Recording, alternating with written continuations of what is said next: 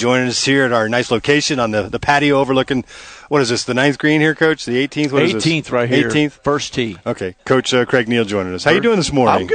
I'm good. You're already out there practicing your putts on the 18th. Well, I got to make sure I make some for everybody that's coming through, so I don't want to be the guy that misses. So I got to make sure my game's ready. You get your picture taken with all the groups, and then you try to knock down a putt. Yeah, and then, we got a great venue, and the people at Canyon Club are awesome, and they do a lot of good things. There's a lot of good things they're doing. They're giving everybody that plays a month membership to their dinner deal, and if they stay on, then it goes back to our program. But it's awesome. They take care of us out here, and then Jeff Vineyard sponsoring us with Crystal Springs, and then you guys taking care of us. And we got a lot of good people involved, and it's a good day to spend with our boosters and with our fans. No, it's a fun time. I mean, you get hooked up, you get a nice golf shirt, you get the basketball, and later tonight when you have the dinner over here, the players will be here. You can get all the guys to sign the basketballs. Yeah, for you. and then like Zia gives us the basketballs to give to all the players, so that's really, really good. And then Dion's donated lunch, and Applebee's does dinner. So local places that have always taken care of us, and so it's a good deal, and we're looking forward to it. And then of course Scott Gates, former UNM golfer, and used to be the pro out here, and he basically just does the whole thing, and I get out of his way. So they're teeing it off at noon. You got the lunch at 11 o'clock. Right. Got the box lunches out here. Some of the guys just starting to show up. How big is this? How important is this for the basketball program, this event, and these kind of events for you? Well, it's good just because it helps raise money for our six-man fund, and then it's kind of the start to the season when we introduce all our players and the people that played in the golf tournament. We have dinner tonight and introduce all our players, and we got 3 new freshmen and 1 graduate student walk on, so they'll get to meet him. And then we really got 4 new freshmen. We added somebody in August, so it's good. It's kind of our start to the season, introducing our team, and then we'll get going. And then October 2nd we're full bore, so it's coming pretty quick. Can any of the basketball players play golf? They think they can. Yeah. They've been playing a lot. Like I know Dane plays, and Cullen plays, Elijah plays, X plays. So I think some of them think they can play, but I think they have fun with it. Yeah. How's Cullen's game? He's good. He didn't play a lot, but he has fun with it, and it's a chance for them to get out and goof around. But they've been playing a lot together when they've had free time in the summer, so they don't have a lot of free time right now. So yeah. They're just getting ready for the gear up, and we got 4 more workouts before the real thing starts. Yeah, I've been out to football practice a couple of times. I saw the guys walking back and forth from whatever they were doing and wherever they were going. But it's a group of guys. Yeah, it's a group of them. Yeah. All right, so what is the schedule during this time of the year for the basketball players? Well, the unique thing is that they're going to do a lot of weightlifting. So what we call exposures.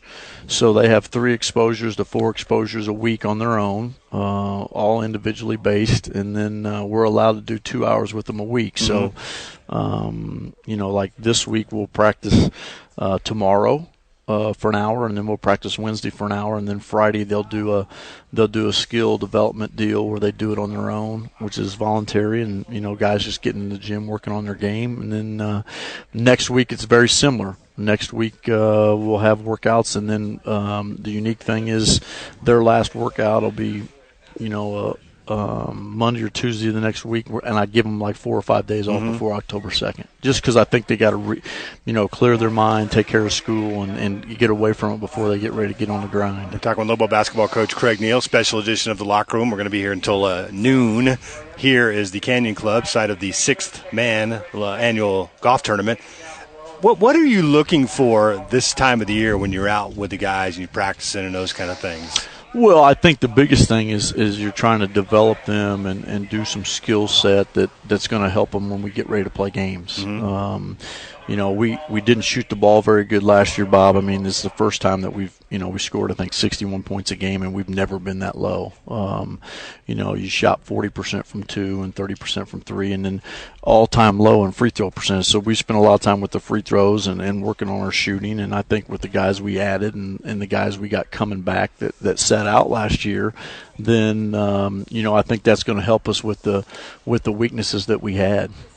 I know a lot of people are anxious to see some of the new guys, those guys that set out last year, right. some of those incoming freshmen. Just give us some of the names of those players we're going to see this fall. Well, I think the unique thing about our team last year, they competed really hard, and we had a subpar year. But I think the biggest thing about our team is you legitimately had 3 starters sitting out, and Cullen and Elijah and Tim Williams. So, anytime you have 3 starters sitting out in a program like ours, then you're hoping for some uptick. And, hopefully those guys will be ready for the challenge, and it'll be good. And then, we had some off-season things with Sam. Sam had to get a bone spur taken out of his ankle, but we got it early enough, and I think he starts practice on October 2nd. So he hasn't done a lot. He's done a lot of conditioning, a lot of weightlifting, and some shooting, but not that much. So, realistically, we have 5 starters coming back. So, we don't want to get too excited about that because, 2 of them hadn't played in our league. Yeah. So, it's just one of those things where, we're looking forward to it and looking forward to get started, and I think we got a lot of depth. You never know, do you? I mean, transfer guys coming in, junior college guys, you think they're mature enough, but it takes them just to acclimate themselves to a new league, new environment, new it's teammates. Just different. Yeah, it's just different. The whole thing, I think, with our team is going to be chemistry, how they play together, and we've let them play a lot of pickup. We've done a lot of stuff where we've just let them play to get to know each other. And, the biggest thing is, who's going to be what kind of leadership we're going to get and how hard. I think they'll always play hard. It's just that, how well they're going to play together. Yeah, that was what I wanted to ask you because you said 3 starters that didn't play last year. Right. Tim Williams, who had to sit out for the transfer, right. Elijah Brown, and, of course, Cullen. Right. One of the guys you don't have coming back is Hugh Greenwood. How do you replace Hugh? Well, I think the biggest thing with Hugh is he's just his warrior mentality. He won a lot of basketball games, his toughness. Yeah. But hopefully those guys that were sitting out and the guys that we have coming in could realize that and see that, and hopefully some of that will stay with the guys that were here. And hopefully, I think the best thing about our situation last year with injuries and not having a very good year, a subpar year, is we got a lot of guys with some experience. A lot of guys got some valuable playing time, and we're very competitive. So, we're going in this year really positive. That was one of those things during the year you look at and you go, do you shorten the bench? Do you go with less guys? And then you think, no, the experience that's going to pay off next year, and now we are at next year. Yeah, you can't.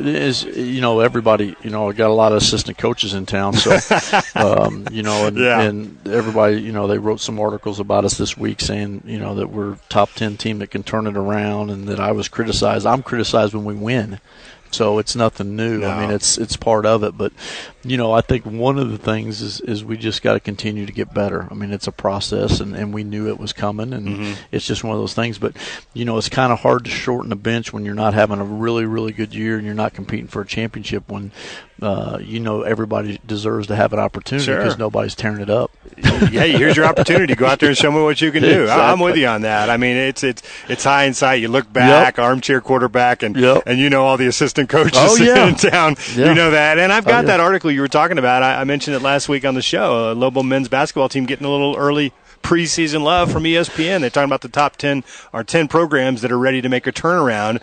And I don't know if you want to be on that list or not because it means maybe the last year wasn't exactly all you wanted it to be. Well, I mean, there's we can go through year after year after year. There's a lot of great programs over the years that haven't made the NCAA tournament. Yeah. I mean, there's been times where Duke hasn't made it, and they've won how many championships they've won. But as long as we're doing the right thing in the classroom and doing the right thing, we knew that it was going to come.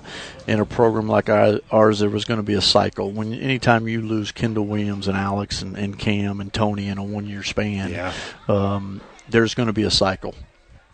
No, that's for sure. Those are some great players you just mentioned right there. Last week, I think the announcement came, the Lobo Howl, October 16th. Any special things going on with that this year? No, we're just going to roll out our team and play a little bit and do some things. And the biggest thing is I think what we've got away from, and last year we lost some home games that we probably shouldn't have lost. We really need our fans to get back out, which they always do. I mean, last 3 games we had last year were sold out. Our fan base is as good as it gets. Major passion.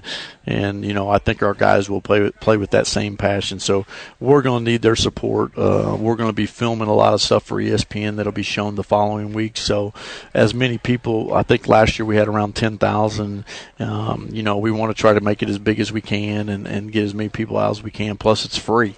And a lot of people that don't have season tickets or tickets to go to the game, it gives them an opportunity to get down to the pit and see our guys. Now you get to see these guys do things that they're not going to be able to do in games, because you're not going to allow them to do that. Yeah, have a little fun. The players love that. Right. You're going to have some fun out here today, and you told me before we went on the air that you're going back to Atlanta, kind of your old stomping grounds there. You're going to go see the Tour Championship. Yeah, and I got to, I'm going to go down and take some days off, and our guys, we're going to be recruiting, and then see some people, and then on Sunday I'm going to go to the Tour Championship and see some of those guys play, and it'll be good to be back.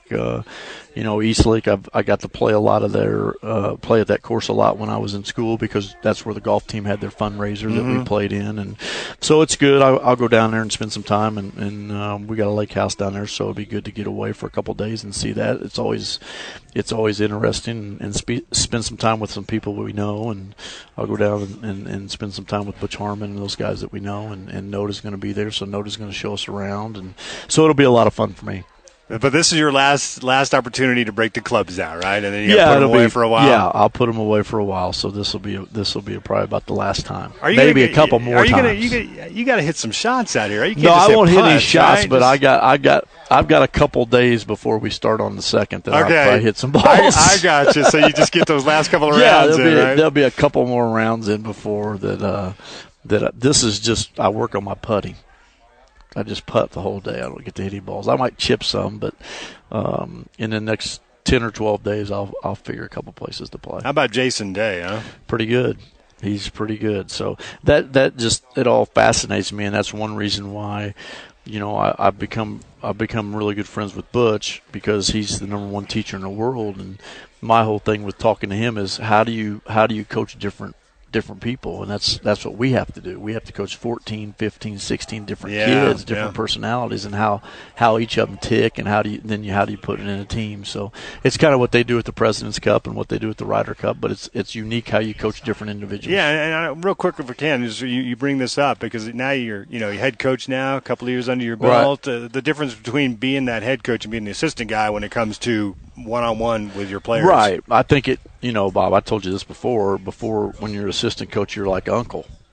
You kids go to you with all the things that's going wrong. Well, good cop, bad cop. Yeah, sometimes. why is Dad doing this to me? Yeah. But it's one of those things where you learn. I think the biggest thing is we're a players program. It's not about me. It's not about our coaches. It's about our players, and it's always been about our players. We've had some guys that really develop, and I hope we can, in the next few years, we can really develop at a high level and get to where we want to get to. One final question is this big Serbian you got coming in. It's big. One of Kelly, she works with us at ESPN, and she's in one of his classes. Mm-hmm. She says he comes in there and he's big boy. He's big. 7'1", 260. What's his game like? He's going to be really good. He's going to be a space eater. He's got good touch. He can make shots from 15 feet. He's got good low post game. The biggest thing with him, Bob, is that he has to get in better shape and get used to playing at this pace. I think that's what, the European game's a little bit slower, not as fast. His biggest thing is going to be conditioning and kind of fitting in, but he's doing a good job. He works hard. He's a great kid. He's done a really good job in class considering, his English is not great, but he works at it, and we got great help over there at school. 7'1", how much does he weigh? 7'1", about 260. And how do you pronounce his name? It's Skekic. Skekic. Yeah, Nikolai Skekic. I just call him Big Nick. Big Nick. I like that. Big Nick's a lot easier than going through the whole deal. Hey, Coach, listen, thanks for coming over here and get the show cranked up here worries. And have fun out there and make some putts. All right, buddy. All right, Thanks. There you go. Coach Neal joining us here at our location on the patio overlooking the 18th green here at the Canyon Club.